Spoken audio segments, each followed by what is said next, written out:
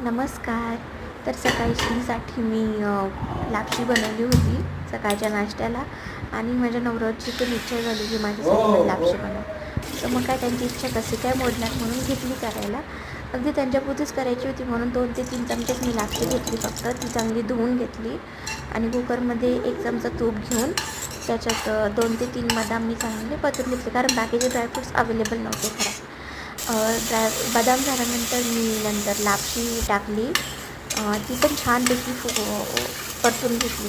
Actually थोडीशीच लापशी घेतली होती मी कारण फक्त त्यांनाच खायची होती आणि ती फुगते त्याच्यामुळे म्हटलं थोडीशीच बनव त्यांच्यापुरती. मग त्यामध्ये अर्धी वाटी गूळ घातला, तोसुद्धा छान तुपात परतून घेतला आणि गरजेपुरतं पाणी टाकलं. नंतर त्याला खळाखळा उकळी आली की मंद आचेवरती 4 शिट्ट्या करून घेतल्या, कुकरला झाकण लावून आणि बघा आपली लापशी तयार झाली.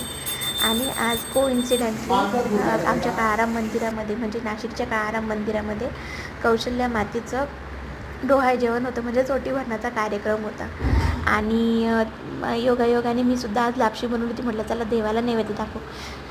जय श्रीराम.